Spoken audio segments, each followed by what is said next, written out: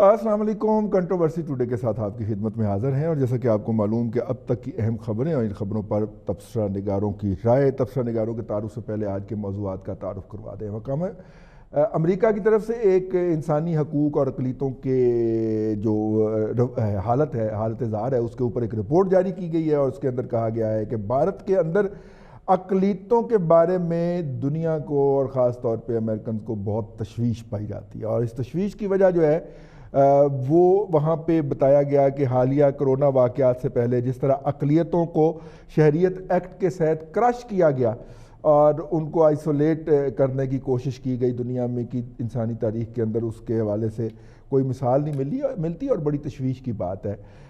اس کے علاوہ اگر ہم دیکھیں تو اس وقت بھارتی رویہ یہ ہے کہ وہ پاکستان کے ساتھ جو مقبوضہ کشمیر کے ساتھ جو LOC ہے، خطِ متارکہ جنگ ہے، لائن آف کنٹرول جو ہے، اس کے اوپر وہ مسلسل معاملات بڑھا رہا ہے تاکہ کوئی لارج سکیل کانفلکٹ ہو اور توجہ ہٹائی جا سکے. دنیا کے اندر پینڈیمک ہے، وبا ہے، اور اس وقت بھارت کی طرف سے یہ حرکت ہے. میرا خیال ہے کہ ان دونوں کا تجزیہ کیا جانا بہت ضروری ہے. اس کے علاوہ معید یوسف صاحب جو ہیں انہوں نے اعلان کیا ہے کہ 7500 پاکستانی جو بیرون ملک پھنسے ہوئے ہیں ان کو واپس لانے کے انتظامات کیے جائیں گے، اور 1 تا 7 مئی تک وہ واپس آئیں گے. یاد رہے کہ ان دنوں میں پاکستان میں کرونا کا پیک ہوگا. یہ جو ہم باہر سے رکھ لیتے ہیں نا جی لوگ جن کو پاکستان کی گراؤنڈ ریالٹی کا نہیں پتہ ہوتا اور وہ وہیں پہ بیٹھے بیٹھے بیانات جاری کرتے رہتے ہیں، ان کی یہ ٹریجڈی ہوتی ہے. اب معید یوسف کو یہ نہیں پتا کہ سندھ چھوڑ کے باقی پورے پاکستان کے اندر کوئی لیبارٹری 7 دن سے پہلے رزلٹ نہیں دے رہی، اور جب تک وہ آنے والے مسافر کا رزلٹ نہیں آئے گا وہ رہا ہو کے گھر نہیں جائے گا کوارنٹائن سینٹر سے، اور جب تک وہ کوارنٹائن سینٹر سے نہیں جائے گا تو کوارنٹائن ہی ہوا نا جی پھر لٹرلی. لیکن معید یوسف صاحب فرما رہے ہیں اور میڈیا کے اوپر اپنے ٹویٹس بھی کیے جا رہے ہیں. اور دوسرا جناب آخر میں ہم بات کریں گے کرونا کے حوالے سے، اور کرونا جو ہے اس سے آج جاں بحق ہونے والوں کی تعداد 335 ہو گئی ہے. 1000 کے قریب، اس میں 1000 سے زائد لوگوں کا اس میں اضافہ بھی ہوا ہے. آج کے پینلسٹ کا آپ سے تعارف کرواتے چلیں. آج ہمارے ساتھ موجود ہیں جناب سلمان عابد صاحب. سلمان عابد صاحب کالم نگار ہیں، سینئر صحافی ہیں، اور لگتا ہے آج ان کے اوپر رمضان طاری ہے. کرونا نہیں، رمضان طاری ہے. بہت شکریہ سلمان عابد صاحب، دل بڑا کر کے. آج کل سامعین اکرام جو اسٹوڈیو میں تشریف لاتے ہیں مہمان، وہ بہت بڑا دل کر کے آتے ہیں. ہم ان کے بہت شکر گزار ہیں. اس آئسولیشن کے اور کوارنٹائن کے موسم کے اندر وہ ہماری محبت میں چلے آتے ہیں. جزاکم اللہ خیر سر. اور ان کے ساتھ تشریف رکھتے ہیں ہمدم درینہ جناب ارسلان رفیق بھٹی صاحب، سینئر صحافی، تجزیہ نگار اور دن میڈیا گروپ لاہور کے بیورو چیف. ان کے علاوہ ہمیں اسکائپ کے اوپر جوائن کر رہے ہیں دفاعی تجزیہ نگار اور پاکستان کا بہت بڑا معتبر نام بریگیڈیئر غضنفر صاحب. کسی تعارف کے محتاج نہیں، ہمارے پروگرام میں مستقل ہیں، اور آج کل چونکہ اسکائپ کے ذریعے تشریف لاتے ہیں تو اس لیے، لیکن دھمک وہی ہے جی. اور اسلام آباد سے ہمیں جوائن کریں گے جناب فون لائن پہ ہیں ہمارے ساتھ جناب ممتاز بھٹی صاحب، دن میڈیا گروپ اسلام آباد کے بیورو چیف اور سینئر صحافی تجزیہ نگار ہیں. بہت شکریہ ممتاز بھٹی صاحب آپ کا بھی. میرا خیال ہے کہ جو اپ ڈیٹ ہے تازہ ترین وہ ممتاز بھٹی صاحب کے پاس ہے انڈیا کے حوالے سے. ان کی طرف تو ہم چلیں گے، لیکن بریگیڈ صاحب سے شروع کر لیتے ہیں. بریگیڈ صاحب، یہ جو امریکی میں رپورٹ جاری ہوئی ہے اقلیتوں کے حوالے سے، اور جس طرح پاکستان کو اس میں اپریشیٹ کیا گیا ہے اور انڈیا کی بیشنگ کی گئی ہے، اور خاص طور پہ سٹیزن ایکٹ کے حوالے سے، انڈیا نے اس وقت لگتا یہی ہے کہ مودی گورنمنٹ جو ہے وہ پینڈیمک کو استعمال کرنا چاہ رہی ہے اس گھٹیا جو سلوک ہے جو وہ اقلیتوں کے ساتھ کر رہی ہے اس کے لیے. کیسے دیکھ رہے ہیں آپ اس صورتحال کو؟ جی بریگیڈ صاحب سے ابھی ہم رابطہ کرتے ہیں. ممتاز بھٹی صاحب، آپ کو آواز آ رہی ہے؟ جی آ رہی ہے. جی بھٹی صاحب، یہ جو بتائیے گا، یہ جو رپورٹ پچھلے دنوں جاری ہوئی ہے انڈیا کے اندر، اور خاص طور پہ اس کے بعد ایل او سی پہ بھی ہم نے حرکات و سکنات دیکھنا شروع کر دی ہیں. یہ کیا منظرنامہ بن رہا ہے جی؟ دیکھیں رضوان صاحب، پچھلے کچھ عرصے سے ایل او سی کے اوپر اور بالخصوص جو ہمارا بارڈر ہے اس کے اوپر انڈیا کی طرف سے مسلسل جو چیز کی جا رہی ہے وہ سیز فائر کی وائلیشن ہے، اور اس کا ایک ریکارڈ جو ہے وہ قائم ہو چکا ہے پچھلے کچھ عرصے کے اندر. جو ان کی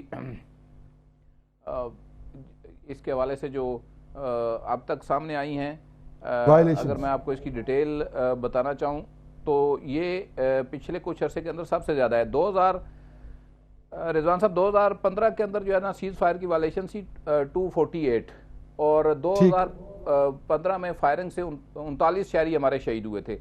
2016 کے اندر 382 تھی اور ہمارے 46 سیولین افراد شہید ہوئے تھے، 150 زخمی ہوئے تھے.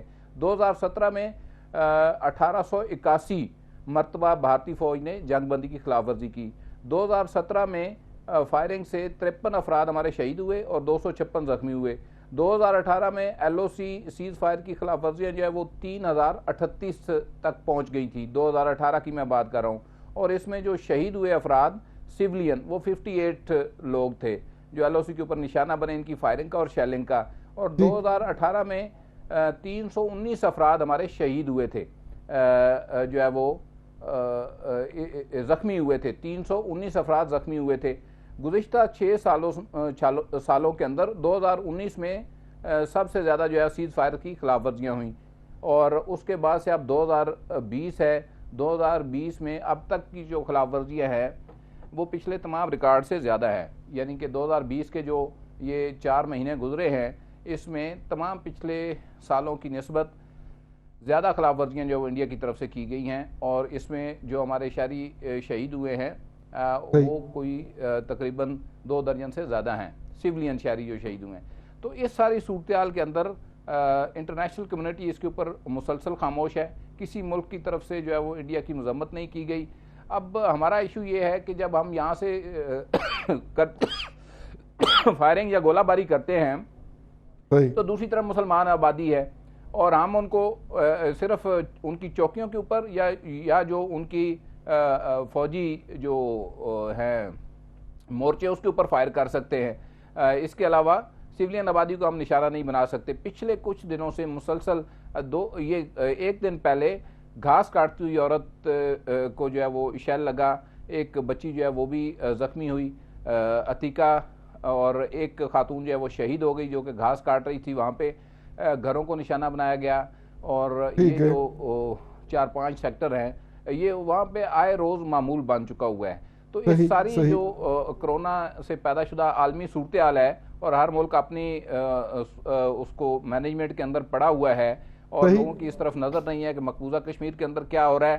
گھروں میں گھس کر نوجوانوں کو جو ہے وہ شہید کیا جا رہا ہے. پھر ایل او سی کے اوپر کیا ہو رہا ہے. دیکھیں جب سے پاکستانی فوج جو ہے وہ شہروں کے اندر مدد کے لیے آئی ہے سیولین جو ہماری اتھارٹیز ہیں اس کے بعد سے انہوں نے وہاں پہ کام تیز کر دیا ہوا ہے. اور یہ کوئی موقع جانے، اور اس کی وجہ جو ہے وہ ڈیفینس کی ہیوی پرچیز ہے جو پچھلے دنوں انہوں نے کی. انہوں نے طیارے خریدے، انہوں نے پوری دنیا سے جو ہے وہ اسلحہ خریدا، اور اب یہ خطے کا امن جو ہے وہ تباہ کرنے کی کوشش کر رہے ہیں. یہ ہے بنیادی ان کے مقاصد میں شامل. اور ان جو یہاں پہ امن کے دائی ہیں یا دعوے دار ہیں امریکہ سمیت بڑے ممالک جو چاہتے ہیں افغانستان میں امن ہو، ادھر ہو ادھر ہو، وہ ان کو نہیں پوچھتے کہ جی آپ یہ کیا کر رہے ہیں اور امن کی کیوں دنیا پہ کھیل رہے ہیں. جی بریگیڈیئر غنفر صاحب، یہ دیکھیے یہ صورتحال آپ کے سامنے ہے. گوئنگ فارورڈ پاکستان کی فوج جو ہے وہ سویلین آبادی کی امداد کے لیے آئی ہے. انہوں نے ریزرو بھی کال کر لیے ہیں، اور اگر کسی بھی ان پرووکڈ انسیڈنٹ کا رسپانس جاتا ہے تو وہ اس کا مطلب ہے کہ ایک فل فلیج وار نہ تو وہ انڈیا افورڈ کر سکتا ہے. ہم تو کر ہی لیں گے بریگیڈیئر صاحب. جی ہاں جناب، اصل میں رضی صاحب بات یہ ہے کہ اگر یہ ایک بہت بڑا مطلب ہے، اب انسان سوچتا ہے کہ اس پہ ہنسے کہ روئے، کیونکہ یہ آج کی بات تو نہیں ہے. اگر آپ کو یاد ہو تو ایک وکی لیگ کے حساب سے کوئی 16 دسمبر 2010 کو ایک بہت بڑی خبر چھپی تھی جو ایک بڑے انڈیپینڈنٹ کورسپونڈنٹ تھے جیسن برکی، انہوں نے رپورٹ دی تھی اور وہ باہر کے اخباروں میں، نیو یارک ٹائمز اور باقی جگہوں پہ چھپی تھی، جس نے کہا تھا کہ اس وقت 2010 میں کہ انڈیا کی فوج کا اس کا جو لفظ تھا نا وہ بڑا انٹرسٹنگ تھا. اس نے کہا the all branches of the Indian army are using systematic torture against Kashmiris in Kashmir. اس کے بعد ایک اور انڈین جو ایمبیسڈر تھا، اس کا ایک کیبل تھا کوئی اپنا 2005 میں 26 نومبر 2005 کا غالباً تھا، جس میں اس نے کہا تھا کہ نریندر مودی کی حکومت جب وہ چیف منسٹر تھا تو اس کے بارے میں اس نے رپورٹ کمپائل کی تھی، اور اس میں بڑا کیٹیگوریکلی اس نے پوائنٹ آؤٹ کیا تھا کہ وہ ہندوؤں کو کسی بھی لیول پہ کسی بھی طرح جا کے جو ہے وہ فیور کرے گا، اور اس کے بعد سے اقلیتوں کا لفظ استعمال کیا تھا.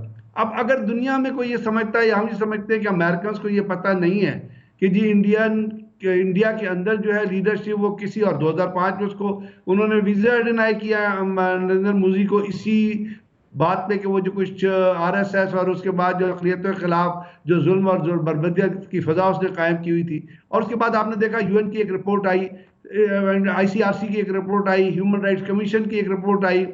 یہ تمام رپورٹیں تو رضی صاحب بنتی ہیں، اور آپ نے خود رپورٹیں بنائی ہیں. ان میں ایک تو رپورٹ ہوتی ہے جو انالیسز ہوتا ہے جس میں فیکٹس اینڈ فگر ڈسکرائب کیے جاتے ہیں کہ جی اتنے ٹارچر ہوئے، اتنی یونٹیں ہیں، انہوں نے یہ کیا، فلانی جگہ پہ شپوارہ میں یہ ہوا، انتناگ میں یہ ہوا، شوپیاں میں یہ ہوا. اس کے بعد اس رپورٹ کے 2 پیرے اور بھی ہوتے ہیں. اس پیرے کے ایک پیرا ہوتا ہے ریکمنڈیشنز، اور ایک پیرے میں ڈسکرائب کیا جاتا ہے اسٹیپس ٹو بی ٹیکن. تو یہ جو رپورٹ کے پہلے اوپر والے انالیسس والے پیرے ہیں نا، یہ تو دنیا کی ساری طاقتیں پڑھتی ہیں اور اخباروں میں بھی آ جاتے ہیں. اب اس کے بعد ریکمنڈیشنز اور اسٹیپس ٹو بی ٹیکن جو ہیں کہ آپ نے اس چیز میں کرنا کیا ہے، تو وہ تو 2000 آپ پچھلے 70 سال سے اٹھا کے دیکھیں وہ بالکل غائب ہے. اس کے اندر دنیا کچھ کرتی نہیں ہے. آج اگر کویت نے ایک بیان دے دیا اور OIC کو کہا ہے کہ جی آپ جو مسلمانوں پہ ظلم ہو رہا ہے، اور خاص طور پہ اس کے اندر دکھ کا پہلو جو ہے، پہلے ہم بات کیا کرتے تھے کہ پولیٹیکو ملٹری اسٹریٹجی ہے، اب تو یہ مسلمانوں کے خلاف تو انڈیا میں پولیٹیکو ملٹری کرونا اسٹریٹجی ہو گئی ہے. یعنی آپ اس پینڈیمک میں جس میں دنیا رو رہی ہے، ماتم کر رہی ہے، اس پینڈیمک کے اندر آپ نہ صرف یہ کہ پاکستان کی سرحدوں کے خلاف فائر کر رہے ہیں، بلکہ آپ اس کے اندر کشمیریوں کو بھی مار رہے ہیں. اور کشمیریوں کو مارنے کے ساتھ ساتھ جو انڈیا کے مسلمان ہیں ان کو آپ لیبل کر رہے ہیں کرونا کے ساتھ، اور اس میں نہ صرف انڈیا کے مسلمانوں کو بلکہ UAE میں اور باقی جگہوں پہ جو مسلمان بیٹھے ہوئے ان کو بھی انوالو کر رہے ہیں. تو یہ تو ایک اس وقت تو انڈیا ورسز پاکستان ایشو نہیں ہے رئیس صاحب، اس وقت تو مسلم ورسز انڈیا ایشو بن گیا. بلکہ جو 229 پینڈیمک جو کورونا سے افیکٹڈ ممالک ہیں، 229 ممالک اگینسٹ انڈیا ایشو بن چکا ہے، کیونکہ انڈیا اس وقت اتنا ذلالت اور کمینگی پہ اتر آیا ہے کہ وہ ایک پینڈیمک کو بھی نہیں چھوڑ رہا، اس کو بھی وہ اپنی ذلیل اور کمینی حرکتوں کے لیے استعمال کر رہا ہے. تو یہ جو رپورٹ آ جائی ہے، اس رپورٹ کے اندر جو مندرجات ہیں، جو چیزیں ہیں، اس کے اوپر جب اگر کوئی عمل نہیں ہوگا، جیسے میں نے آپ کو بتایا، اس کے باقی 2 پیراگراف جو ہیں اس کے اوپر کوئی ملک کوئی کارروائی نہیں کرے گا، تو رپورٹیں تو آپ نے مجھ سے زیادہ پڑھی ہیں. آپ ہر وقت میڈیا کے اندر رہتے. سلمان عابد نے رپورٹیں پڑھی ہیں، دنیا میں باراک اوباما نے بڑی رپورٹیں پڑھی تھی، تو اپنا جو ہے پیوٹن کو بھی سب کچھ پتا ہے، آپ کے سعودی عرب کے پرنس کو بھی پتا ہے، UAE کے جو ہے کہ وہ جو ہے ہیڈ ہے ان کو بھی پتا ہے. لیکن ہم اس کے خلاف کر کیا رہے ہیں؟ اس وقت تو ضرورت یہ ہونی چاہیے تھی کہ UN کا سیکیورٹی جنرل جو ہے کم سے کم اس کو ہی تمام کا تمام پریشر استعمال کر لینا چاہیے تھا، اور کوئی ریزولیشن پاس یہ کر دینی چاہیے تھی کہ کوئی بھی ملک اگر کورونا کی سچویشن میں کسی ملک پہ فائر کرے گا تو اس کے اوپر بڑی اسٹیٹ قسم کی ڈپلومیٹک، کمرشل، اکنامک سینکشنز لگائی جائیں گی اور دنیا کے تمام دے سکتا ہے. تو کیا وہ امن کے لیے قراردادیں نہیں پاس کر؟ تو اب اس جو سینسلیس میں آتا ہوں آپ کی طرف واپس، میں ذرا سلمان عابد صاحب کو شریک گفتگو کر لوں. سلمان عابد صاحب، یہ ساری ڈسکشن آپ کے سامنے ہے.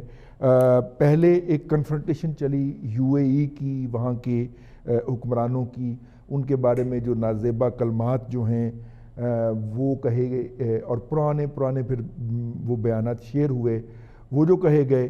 اگر آپ یقیناً واچ کر رہے ہوں گے اس کا پھر ریئیکشن آیا، پھر پرائم منسٹر انڈیا کو معافی مانگنا پڑی، لیکن وہ جذبات ٹھنڈے نہیں ہو رہے.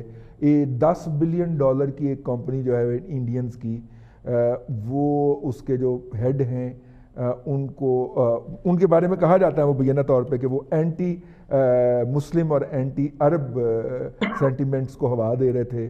نہ صرف کہ کمپنی کو ضبط کیا گیا بلکہ ان کو بھی گرفتار کر لیا گیا، ڈپورٹ کر دیا جائے گا. آغاز ہوتے ہوئے لگتا ہے جس کی کہ وہ وہاں پہ کر رہے تھے، لیکن اس کے باوجود بھی یو اے ای میں موجود انڈینز جو ہیں وہ بڑے دھڑلے سے وہ گرفتار ہوتے ہیں، ڈپورٹ ہوتے ہیں، لیکن اپنی پوسٹنگ جاری رکھے ہوئے ہیں اس وقت تک، بجائے کہ آر ایس ایس کی supported B J P government ان کو کہہ رہی ہے کہ کول ڈاؤن. کیسے دیکھ رہے ہیں آپ؟ اور اوپر سے یہ رپورٹ بھی عزیز صاحب، بات یہ ہے کہ اس رپورٹ نے جو امریکن کمیشن کی آئی ہے، جو مذہبی آزادی کے حوالے سے دنیا کو مانیٹر کرتی ہے، اس نے پھر ایک بار یہ بات کو ثابت کیا ہے، انڈورس کیا ہے کہ بھارت اس وقت جو ہے وہ اقلیتوں کے لیے غیر محفوظ ملک ہے. اور جب میں اقلیت کہتا ہوں تو صرف مسلمان نہیں بلکہ دیگر تمام لوگوں کے لیے. اور یہ بار بار انڈیکیٹ کیا جا رہا ہے کہ اس وقت ہندوستان کے اندر جو ہندوتا کی سیاست ہے اور جو مودی اور آر ایس ایس کا نیکسس ہے، اس کا جو سب سے بڑا نشانہ ہے وہ اس وقت ہندوستان کے اندر اقلیت اور بالخصوص جو وہ مسلمان ہیں. اور یہ جو پاکستان دشمنی اور جو مسلم دشمنی ہے، اس کو صرف اب حکومت کا مسئلہ نہیں رہا بلکہ بھارت کی جو ریاست ہے وہ بھی اس کے اندر کسی نہ کسی شکل میں شامل ہے. اب آپ دیکھیے نا، بہت سے لوگوں کو اسٹیٹ کا کوئی مذہب نہیں ہوتا. اب دیکھیے نا، بہت سے لوگوں کو یقین تھا کہ شاید سپریم کورٹ اس کے اندر کوئی بڑا رول پلے کرے گی اس مسلم شہریت بل کا جس کا آپ نے ذکر کیا، لیکن وہ ابھی تک خاموش ہے. وہ تو ٹکٹ پہ بک گئی جی، اسی لیے میں کہہ رہا ہوں نا، اس کا مطلب یہ ہے کہ پس پردہ جو بھارت کی ریاست ہے وہ خود ایک ہتھیار کے طور پر استعمال ہو رہی ہے آر ایس ایس اور مودی کے نیکسس میں اندر. ایک بات. دوسری بات یہ ہے کہ دیکھیے جو اس وقت ہندوستان کے اندر کورونا کے کانٹیکس میں ایک بحران چل رہا ہے، اس کانٹیکس کو، اس معاشی بحران کو بھی منیمائز کرنے کے لیے انہوں نے یہاں پر ایک ایسا ایشو کھڑا کر دیا جو مسلم دشمنی کی بنیاد کے اوپر تھا. اور جس انداز کی پکٹوریلز اور جس قسم کی ڈاکومنٹریز، جس قسم کی خبریں آ رہی ہیں، اب وہ صرف پاکستان کہے نا تو آپ کہہ سکتے ہیں جی پاکستان ہندوستان میں کوئی دشمنی ہے، اس لیے یہ ایک دوسرے پہ الزام تراشیاں کرتے رہتے ہیں. انٹرنیشنل میڈیا چیخ کر کہہ رہا ہے کہ اس وقت ہندوستان کا رویہ اقلیتوں کے لیے سب سے بدترین ہے، بلکہ ان کے اوپر پابندیاں لگانے کی بات کی جا رہی ہے. اس میں کہا گیا کہ ان کے اوپر پابندیاں لگائی جائیں. اس لیے میں یہ سمجھتا ہوں کہ بھارت کا جو اس وقت کا مجموعی رویہ ہے، اس میں وہ صورتحال کو سمجھنے کی بجائے وہ اس کو ایک مسلم دشمنی کے کارڈ کے طور پر کھیل کر بھارت کے جو انتہا پسند ہیں ان کی توجہ جو ہے وہ ہندوستان کے معاشی بحران سے نکال کر اس مسلم دشمنی کے اندر لاتا ہے. دیکھیے نا، یہاں تک کہا گیا ہے کہ کورونا جو ہے وہ بھارت کے مسلمانوں نے پھیلایا ہے ہندوستان کے اندر، اور جس انداز سے وہاں مسلمان ملتا ہے اور جو ان کو چن کے مارا جاتا ہے، ان کو باقاعدہ تشدد کا نشانہ بنایا جاتا ہے، اس پر بھارتی پولیس تماشا دیکھتی ہے، بھارت کے ادارے تماشا دیکھتے ہیں، کوئی ان کو روکنے والا نہیں ہے. اس وجہ سے میں یہ کہتا ہوں کہ آج جب دنیا یہ سوال اٹھا رہی ہے، اور جب میں دنیا کہتا ہوں تو اس سے مراد ہے انٹرنیشنل میڈیا خاص طور پہ، اور جو ہیومن رائٹس باڈی ہیں وہ، لیکن جو دنیا کے حکمران ہیں، جو بڑی طاقتیں ہیں، وہ بیان بازی تو دے دیتی ہیں.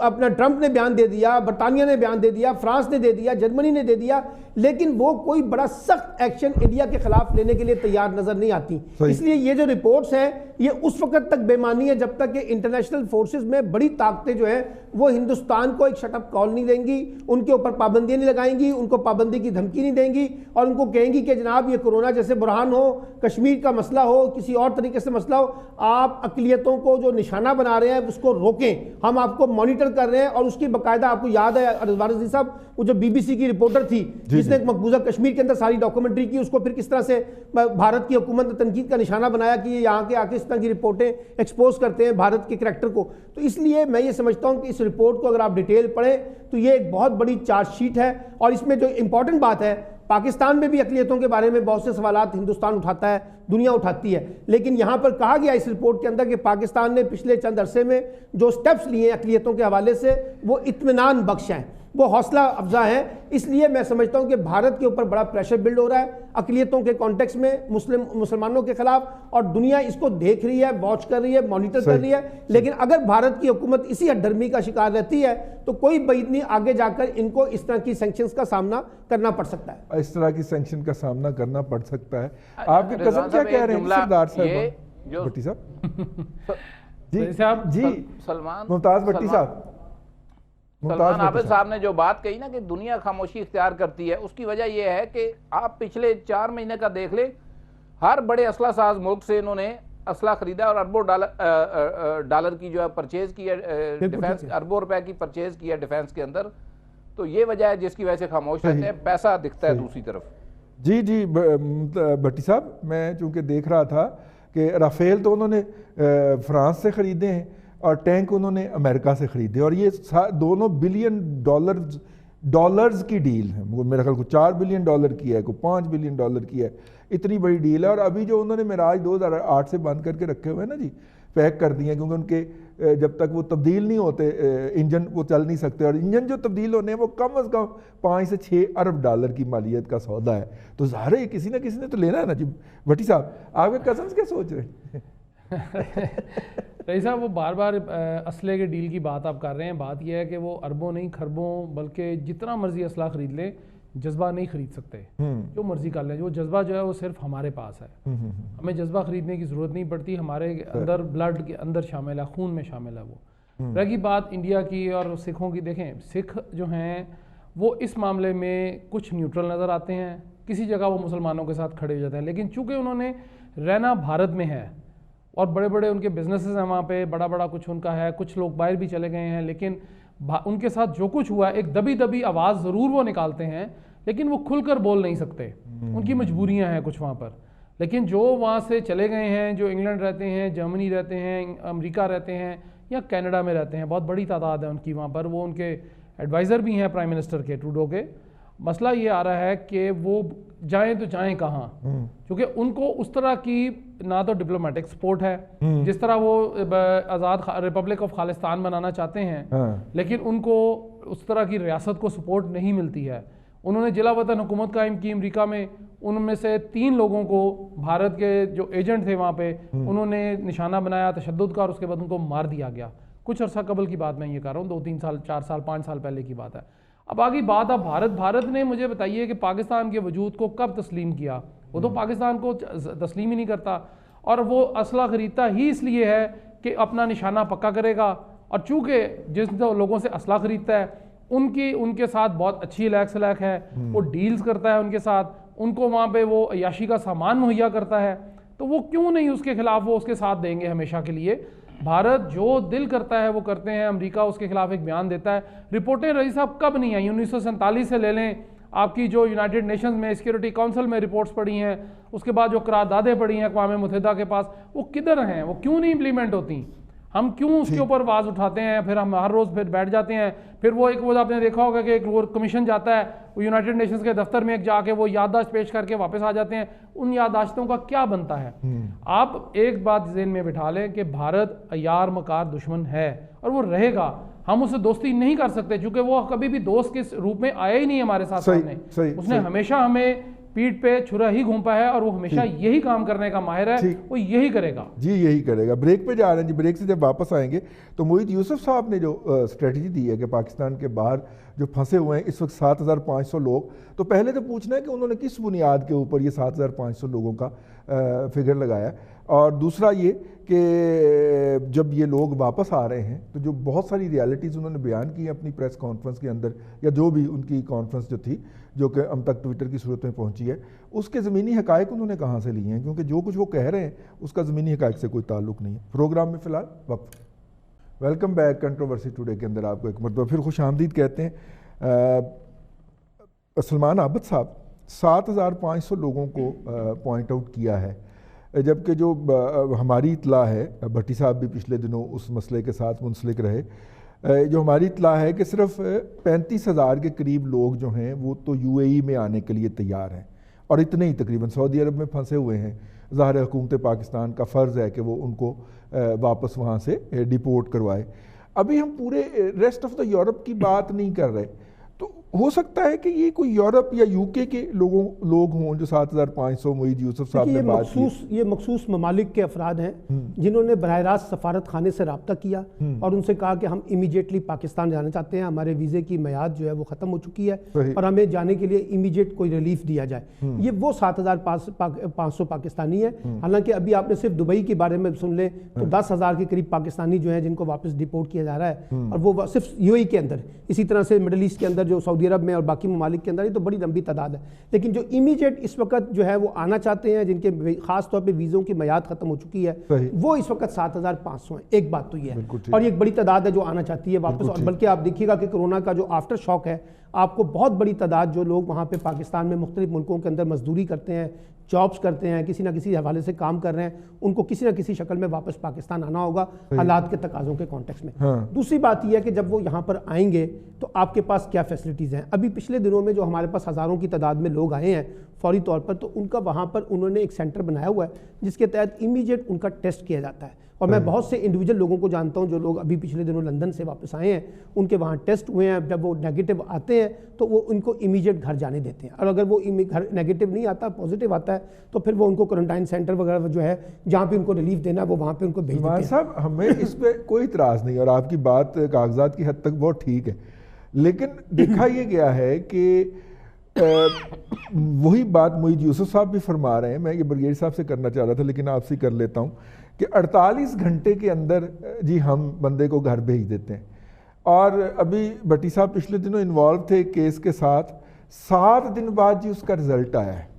تو 7 دن تو وہ بیچارہ ٹنگا گیا نا اسے پتا میں نیگیٹو ہوں پازیٹیو خاتون تھی جی خاتون تھی، اور وہ بیچاری اگلے 1-1.5 ماہ میں ڈیلیور بھی کرنا انہوں نے وہ جی محترمہ. اور مطلب یہ، اور مزے کی بات یہ ہے کہ 5 محکمے اس کے ساتھ انوالو ہیں، 5 کے پاس اس کا ڈیٹا نہیں تھا. بات یہ ہے جا کے لب لو جی. آپ کو یاد ہے کہ جب شروع میں کرونا آیا ہمارے پاس تو ٹیسٹنگ فیسلٹیز بھی نہیں تھی نا اس طرح سے پراپر طریقے سے. آج جا کے ہم جو ہے 15,000 کے قریب 20,000 کے قریب ہم یہ کلیم کر رہے ہیں کہ ہمارے پاس ٹیسٹنگ فیسلٹیز آ چکی ہیں. یہ بالکل ٹھیک ہے کہ اس وقت ہمیں ایک جو ہے نا ایکسٹرا آرڈنری سچویشن کا سامنا ہے، اور یہ بھی بات ٹھیک ہے کہ کچھ ٹیسٹ جو ہیں ان کے جیسے آپ نے ڈیوریشن کی بات کی ہے وہ آئیں گے. اب آپ کو انہی کرائسس کے اندر رہتے ہوئے اپنے آپ کو ریزولوشن تلاش کرنا ہے نا. کوئی آئیڈیل سچویشن نہیں ہے. کوئی ہم کہیں کہ جی فوری طور پہ کوئی ٹیسٹ ابھی نکل کر سامنے آ جائے. امریکہ نے یہ صلاحیت حاصل کی ہے کہ وہ چند آورز کے اندر وہ ٹیسٹ وہ واپس وہ لے لیتا ہے، لیکن ابھی ہم اس طرح کی پوزیشن پہ نہیں ہے. تو ہمیں بنیادی طور پہ وہ جو ٹیسٹنگ کریں گے اس کے بعد ہی اگر ہمیں پتہ چل جائے یہ کوارنٹائن کے اندر جائے گا. اور پھر اس میں سے بہت سے لوگ ہیں جن کو اسپتالوں کی بجائے ان کو گھروں کے اندر کوارنٹائن کیا گیا ہے، وہ بھی ایک ہمارے پاس خبریں آ رہی ہیں، کوئی اس طرح کی بھی ہے. تو اس لیے بات یہ ہے کہ ہمارے پاس اس وقت جو پریشر ہے لوکل جو ٹرانسفر ہے اس کو وہ گھر میں ہی کر دیتے ہیں، لیکن یہ جو امپورٹڈ ہوتی ہے اس کے لیے وہ علیحدہ سے کرتے ہیں. اور یہ میں کہہ رہا ہوں کہ اس وقت جو کوشش ہو رہی ہے کہ کیونکہ ایک بہت بڑی تعداد میں نے کہا کہ پاکستان واپس آنا چاہتی ہے، آپ ان کو بلک کے اندر لانے کی بجائے پیسز کے اندر لے کے آ رہے ہیں. پہلے آپ نے دیکھا کیپیسٹی ہمارے پاس 2,500 سے 3,000 کی تھی، پھر ہم نے اس کو 5,000 کی، پھر 6,000 کی، اب 7,500 کہا جا رہا ہے. تو یہ پیسز کے اندر ہے، یہ ایک اسٹریٹجی ہے، اس کے اندر آئیں گے. اس میں ہم سے غلطیاں بھی ہوں گی، ہمارے پاس فیسلٹیز کا فقدان بھی ہے، ہمارے پاس وہ صلاحیت بھی اس طرح کی نہیں ہے چیزوں کو ڈیل کرنے کی. لیکن اس کے باوجود پاکستان نے پچھلے چند دنوں کے اندر، پچھلے 2 ہفتوں کے اندر جس طریقے سے اوورسیز پاکستانی کو فیسلیٹیٹ کیا ہے، میں نہیں سمجھتا کہ کوئی بہت بڑی پرفارمنس ہے. جی آپ نہیں سمجھتے. برگیڈ صاحب کوارنٹائن کیپیسٹی ہمارے پاس نہیں ہے.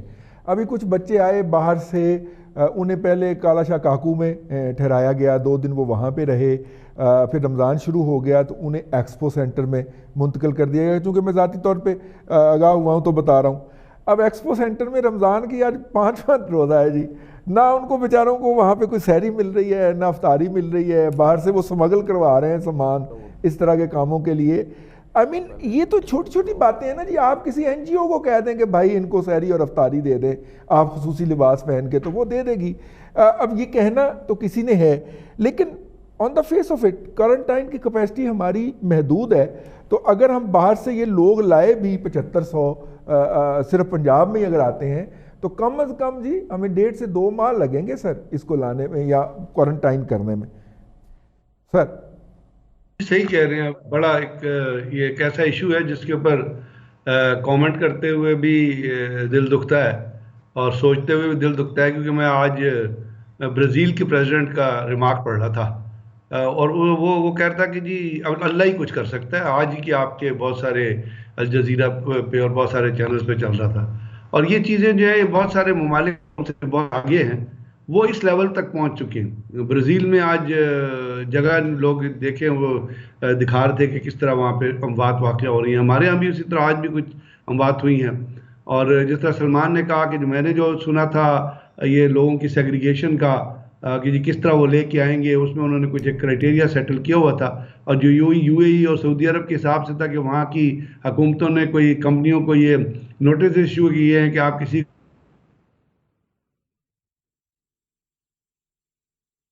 جی برگیڈ صاحب آپ کی طرف دوبارہ آتے ہیں، میرے خیال کوئی مسئلہ ہو گیا اسکائپ کے اندر۔ بھٹی صاحب کی طرف چلتا ہوں میں۔ ممتاز بھٹی صاحب، یہ ایشوز جو ہیں جب سے یہ شروع ہوا ہے ہم مسلسل کر رہے ہیں، ظاہر ہے کہ اب 1.5-2 ماہ ہو گئے ہیں، تو اب ان پاکستانیوں کو ہم نے واپس لانا ہے، اور ان کی بھی خواہش ہوگی کہ عید سے پہلے وہ واپس آئیں، لیکن آگے جو انفراسٹرکچر ہے، مطلب سندھ کے اندر تو 5 گھنٹے کے اندر وہ آپ کو رزلٹ دے دیتے ہیں، اور پنجاب کے اندر جو ہے وہ 6 سے 7 دن لگ جاتے ہیں اس کے۔ تو ایسی صورت میں کیا جو پنجاب کے اندر آنے والے لوگ ہوں گے ان کو ہم لا پائیں گے سر؟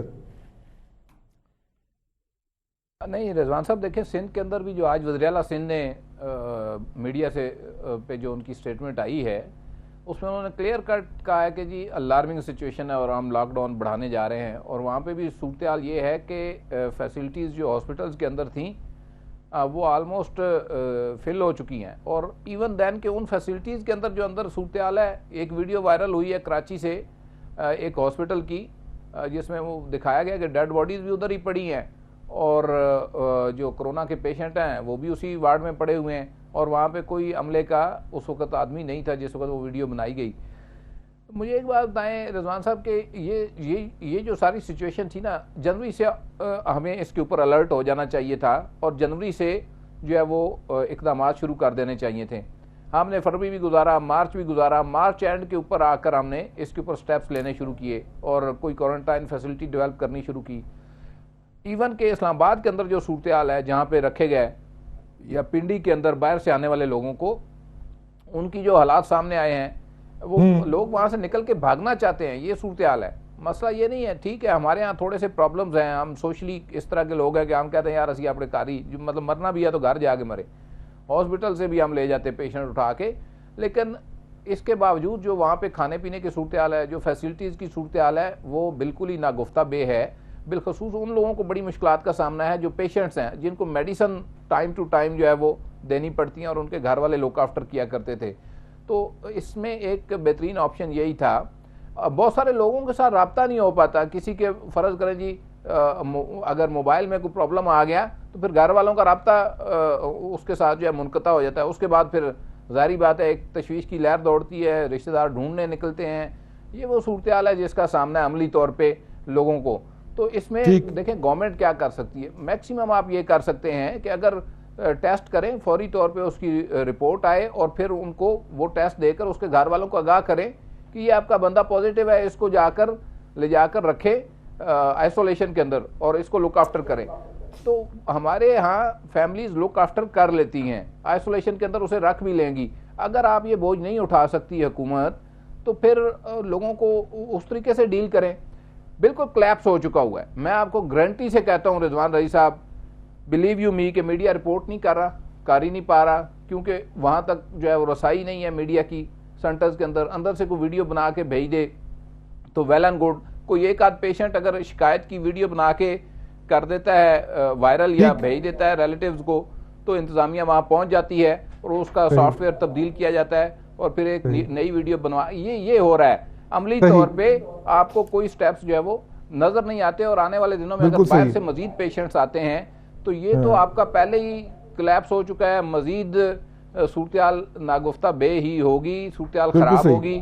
میرا خیال ہے کہ آلٹرنیٹو اسٹریٹجی کے اوپر ان کو جانا چاہیے فوری طور کے اوپر، تمام لوگ جو متعلقہ سٹیک ہولڈر ہیں ان کو اعتماد میں لے کر آلٹرنیٹو اسٹریٹجی کے اوپر چلے جائیں۔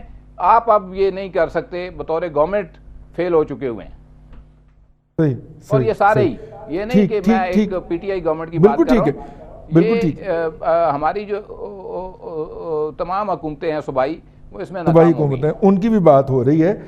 بہت اہم بات ہے بھٹی صاحب، ارسلان بھٹی صاحب، اگر میں آپ کی توجہ پاؤں، ہم وہ قوم ہیں جو ہر سال اس ملک کے اندر ہزاروں نہیں لاکھوں کی تعداد کے اندر جو لوگ ہیں جو کہ بیٹھتے ہیں اس میں اعتکاف میں، ان کو ہم کوارنٹائن کرتے ہیں ان وے یار 10 دن کے لیے، اور کس طرح ان کو ہم کھانا پہنچا کے آتے ہیں۔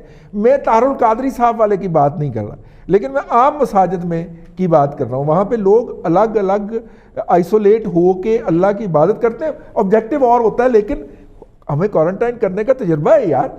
ایسی صورت میں اگر آپ اس تجربے کو روب عمل آنے دیں، مسجد کو کرنٹائن کا مرکز بنا دیں یار، بند کر دیے نا آپ نے مساجد، خالی پڑی ہوئی ہیں، اس کو کرنٹائن سینٹر کے اندر بدل دیں، وہ بھی بندہ اللہ کے ساتھ لا لگائے، آپ سمجھیں جناب وہ پورے رمضان کے لیے اعتکاف بیٹھ گئے۔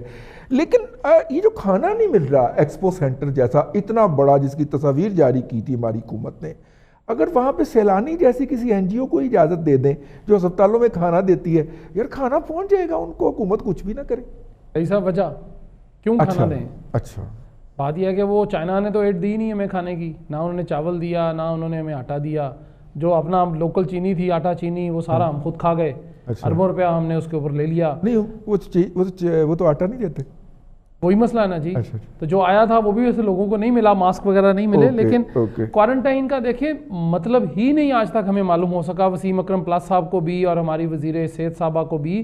کوارنٹائن جو ہے بڑا آسان سا لفظ ہے، اس کے اندر آپ نے باقی دنیا سے رابطہ ختم کرنا ہوتا ہے۔ بس آپ تسلی پھاڑ لیں، اب فردوس عاشق اقوان پنجاب میں آ گئی ہیں، آج وہ دیکھی گئی ہیں پنجاب کے وسیم اکرم پلس کے ساتھ۔ جی جی جی جی، وہ ادھر لگا رہے ہیں، وہ شہباز گل کی جگہ شاید وہ لیں گی، وہ ان کو نہیں، وہ گل کی جگہ لے گی، گل ان کی جگہ پہ گیا نا۔ جی جی، وہ ایسے ہی کریں گے، وہ ظاہر ادلا بدلا ہو جائے گا جی، بدلے کی سیاست ہوگی، لیکن ادلے بدلے کی سیاست ہوگی، ادلے بدلے۔ اب بات یہ ہے جی کہ ہمارے پاس وقت نہیں ہے رضی صاحب کہ ہم ان باتوں میں پڑیں، ہمیں اب بھی کوئی سٹیپس لے لینے چاہیے۔ آپ دیکھیں پچھلے 24 گھنٹے میں مریضوں کی تعداد کدھر گئی ہے، اموات کی تعداد کدھر گئی ہے۔ ہم اس پہ زور دے رہے ہیں جی کہ رات کو 12:15 بجے وسیم اکرم پلس صاحب کا ایک ٹویٹ آتا ہے جو مجھے پکا یقین ہے، مجھے بلیف ہے کہ وہ انگریزی نہیں لکھ سکتے، وہ کرتے بھی نہیں ہے ٹویٹ، ٹھیک ہے نا، کوئی جو بھی کرتا ہے صاحب، لیکن وہ 12:15 کرتے ہیں جی اتنے فوت ہو گئے، اتنے بچ گئے، اتنے رہ گئے، اتنے پازیٹیو آ گئے۔ آپ کیا کر رہے ہیں قوم کو حقیقت بتا دیں۔ ایک دفعہ بند کرنا پڑتا ہے، پورا ملک کرفیو لگا کے بند کر کے اس کو کنٹرول کر لیں،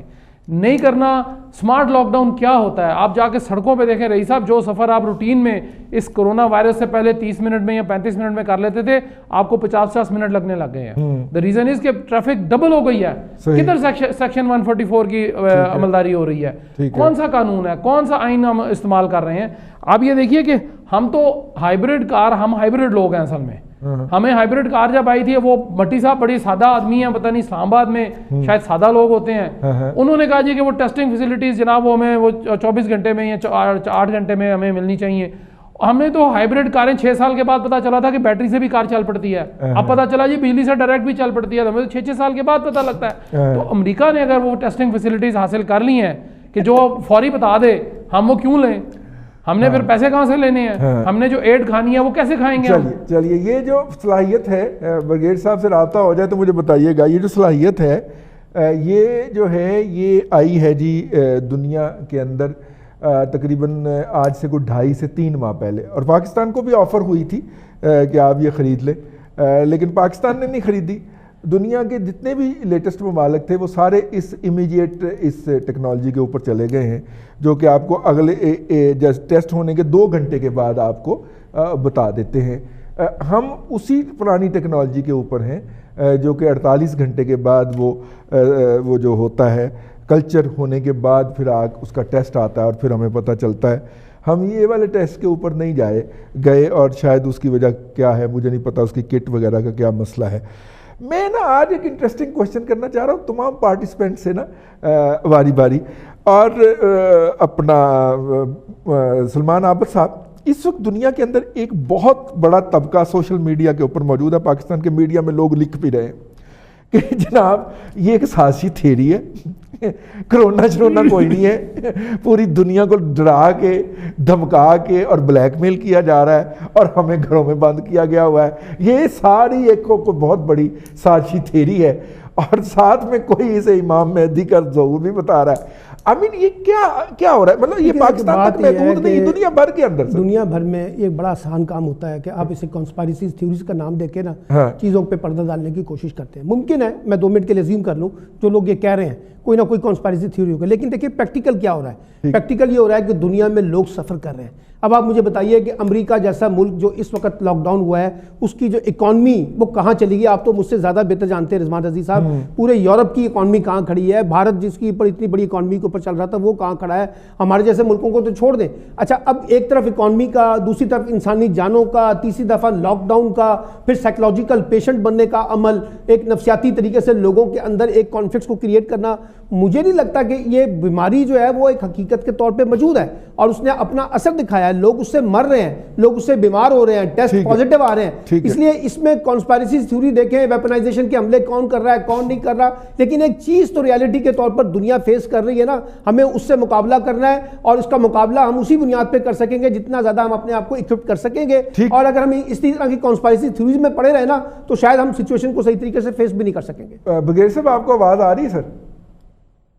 آ رہی ہے جی. بغیر صاحب یہ چوتھے کے دن نا ہمارا کوئی نہ کوئی دوست سوشل میڈیا کے اوپر ایک پوسٹ لگاتا ہے کہ اور اس کے اندر لکھا ہوتا ہے کہ آپ کے کسی عزیز کو آج تک کرونا ہوا, آپ نے تو وہ نیچے ظاہر ہے کہ لوگ کہتے ہیں نہیں ہوا, تو وہ کہتا ہے دیکھ لیں اگر میرے حلقہ باب میں کسی کو نہیں ہوا تو کرونا ایک سازش ہے جو دنیا کو بلیک میل کرنے کے لیے کی جا رہی ہے. سر یہ اس کا کیا کیا جائے؟ ہر چوتھے کے دن یہ ایک نئی بحث چھیڑی ہوتی ہے ہم نے. سر یہ تو جاہلانہ بحث ہے نا رضی صاحب. آپ مطلب آپ تو دنیا کو دیکھتے ہیں اور دنیا میں جو کچھ ہو رہا ہے اس کو ہم سارے دیکھ رہے ہیں. اور چلے پاکستان کی بات آپ کرتے ہیں سازش کے طور پہ, پاکستان کے باہر کون سازش کر رہا ہے؟ کیا امریکہ خود اپنے لیے سازش کر رہا ہے؟ کیا اٹلی نے خود اپنے لیے سازش کی ہے؟ اس کا تو کوئی لاجک نہیں ہے. جو عقل سے خالی آدمی ہے, جو عقل سے فارغ آدمی ہے, اس کا کوئی لاجک نہیں ہے.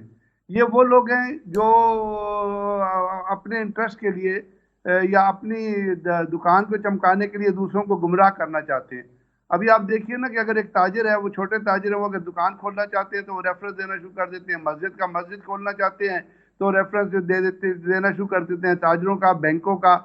اب یہ جو چیزیں جو ہیں یہاں پہ اصل میں بنیادی طور پہ تو اگر آپ دیکھیں, آپ کو بھی, ہر انسان کو اپنی جان کی پرواہ ہونی چاہیے اور ہر انسان کو یہ سوچنا چاہیے کہ خدا نہ کرے خدا نہ کرے خدا نہ کرے یہ میرے کسی جاننے والے یا میرے ساتھ ہو تو وہ مناظر جو ٹی وی پہ دکھائے جاتے ہیں, ایون ایک ایسا شخص جو اس صدمے کا شکار ہو جاتا ہے, حادثے کا شکار ہو جاتا ہے, اس کی بریل کے, تو وہ آئی اوپنر ہے.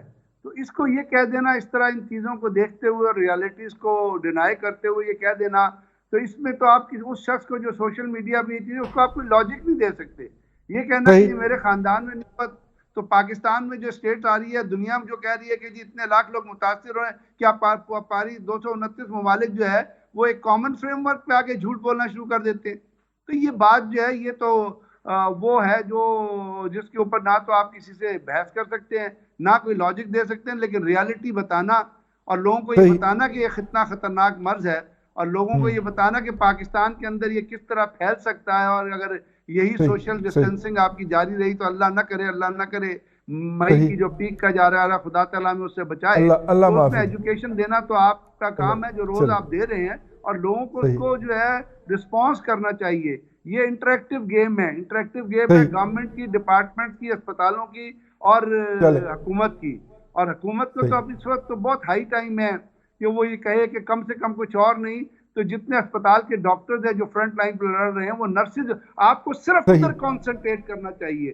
ان کو وہ تمام چیزیں دے دیں. اگر کوئی ڈاکٹرز یہ کہہ رہے ہیں کہ جی ہمارے پاس اکوپمنٹ نہیں ہے تو آپ ان کو وہ چیزیں دے دیں, اور آپ حیران ہوں گے کہ جو سوٹ ایک ہے نا, یہ بہت ہی زیادہ پرائز میں بنے. یہ ڈاکٹروں کا سوٹ 2500 سے 3000 کے اندر بن جاتا ہے. بلکہ یہاں پہ پاکستان میں ایک صاحب نے بنانا شروع کیا, وہ کہتے ہیں اس کے اوپر تو ٹوٹل 500 روپے لگتے ہیں اگر آپ اس کو صحیح بنائیں.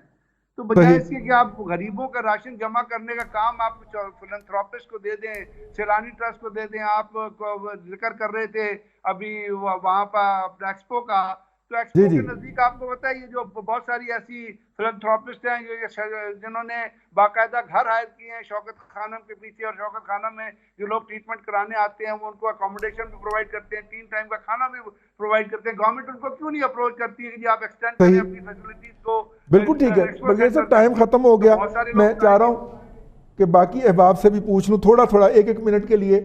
اپنا بھٹی صاحب, کل اس طرح کے ایک صاحب سے میں نے عرض کیا کہ دیکھیے 22 کروڑ کی آبادی میں جب تک 1 کروڑ لوگوں کو یہ بیماری نہیں ہوتی نا, تو ہم میں سے کوئی یہ باندھا نہیں کہہ سکتا کہ جناب ہم نے دیکھا ہے, کیونکہ والیوم بہت بڑا ہے نا سر.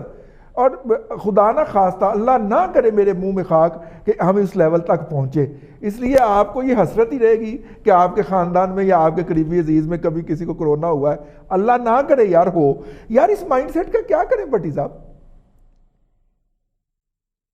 جب آپ دیکھیں رضوان رائی صاحب, سوشل میڈیا کو بطور ٹول استعمال کرتے ہوئے بونے تشکیل دیں گے، معاشرے کو گمراہ کریں گے، معاشرے کے اندر بیمار سوچ پیدا کریں گے، ٹی وی چینلوں کے اوپر بیٹھ کے قومی اسمبلی کے اندر آپ کہیں گے جی 50,000 بندہ چوکوں میں لٹکا دیں، تو آپ نے وہ دیکھا سیالکوٹ کے اندر وہ لوگ ڈاکو ہیں چلے مر رہے ہیں اور ان کو اسپتال پہنچانے کی بجائے جو ہے لوگ اوپر تماشا دیکھ رہے ہو کہہ رہے ہیں اور مارو. یار یہ سوسائٹی ہم نے ترتیب دی ہے. اسلام صلہ رحمی اور قانون جو ہے وہ یہ کہتا ہے کہ مجرم کا بھی میڈیکل ایڈ کا اتنا ہی حق ہے جتنا آپ کا اور میرا ہے. تو جب ہماری باقاعدہ حکومتی چھتری کے اندر جو ہے یہ سارا کچھ، پہلے انہوں نے گالیاں دلوائی مخالفین کو، جو پچھلی حکومت تھی نواز شریف صاحب کی، سوشل میڈیا کے اوپر اور گالیوں کا رواج ڈالا، اور ابھی انہوں نے تو حد ہی ختم کر دی. تو آپ کیا رہے ہیں؟ جو آپ بو رہے ہیں یہ کل آپ کاٹیں گے. اور یہ اسی لیے ہم کہتے ہیں کہ یار یہ بیمار سوچ کو پروموٹ کرنا بند کریں، کیونکہ دنیا میں جب بھی کوئی ترقی ہوئی ہے، جب بھی کوئی چیز آئی ہے، یہاں پہلے آپ کا مولوی لٹھ لے کے کھڑا ہوتا تھا، اب یہ آپ کے سوشل میڈیا واریر جو ہیں، جنگجو، یہ لٹھ لے کر کھڑے ہوتے ہیں. یہ بیمار معاشرے جو ہیں یہ کبھی ترقی نہیں کرتے. یہ ان کو اگر نہیں پتا تو ان کو سکھایا جائے. ٹھیک. بہت شکریہ ارسلان بھٹی صاحب. آخری 30 سیکنڈ. بھائی صاحب میں صرف یہ کہوں گا کہ اگر لاہور میں دیکھا جائے یا پنجاب میں دیکھا جائے تو وہ سوشل میڈیا والے بالکل درست ہیں، نہ سوشل ڈسٹینسنگ ہے. ہم ہر وہ وائلیشن کر رہے ہیں، ہم نے تمام کاروبار کھول دیے ہیں، کوئی پوچھنے والا نہیں ہے، کوئی ان کو بتانے والا نہیں ہے کہ ہم کرنے کیا جا رہے ہیں. ہم واقعی یہ چاہتے ہیں کہ ہم لاشیں ملیں، اللہ نہ کرے میرے منہ میں بھی خاک کہ ہم یہ مناظر جو ہے لاہور یا پنجاب کی سڑکوں پہ دیکھیں. برگیڈ صاحب ایک اچھی بات ہوئی، ہم نے اپنے منڈے کے پروگرام میں کہا تھا کہ جو ڈاکٹر اور نرسز جو ہیں ان کے لیے بھی تو کوئی پیکج ہونا چاہیے، کیونکہ وہ بھی شہید ہیں فرنٹ لائن کے. تو وہ پھر کل اناؤنس کر دیا جی ظفر مرزا صاحب نے.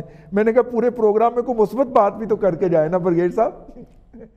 جی بالکل، آپ مثبت بات ہی کر رہے ہیں. یہ کہنا کہ لوگوں کو کھانا نہیں مل رہا ہے یہ بھی مثبت بات ہے. اور اگر حکومت سن رہی ہے تو میں کہتا ہوں بہت سارے ایسے کام ہیں، ہم تو یہ گائیڈ کرتے ہیں کہ جو حکومت کے کرنے کے نہیں ہیں، جو پاکستان میں بہت لوگ کھانا کھلاتے ہیں، بہت لوگ دسترخوان لگاتے ہیں. اگر صرف آپ چند لوگوں کو پوائنٹ آؤٹ کر دیں کہ آپ کھانا دے دیں وہاں پہ ایکسپو سینٹر میں یا فلانے کرنٹائن سینٹر میں، تو لوگ دوڑ کے جائیں گے. صحیح. بہت شکریہ بریگیڈیئر غضنفر صاحب، سلمان عابد صاحب، آپ اسٹوڈیو میں خاص طور پر تشریف لائے. سر آپ کا بہت شکریہ. اور بھٹی برادران جو ہیں اسلام آباد اور لاہور سے. آج کے پروگرام سے اتنا ہی. کل پھر آپ کی خدمت میں حاضر ہوں گے نئی خبروں، تبصروں اور تبصرہ نگاروں کے ساتھ. اپنا خیال رکھیے گا. اللہ حافظ.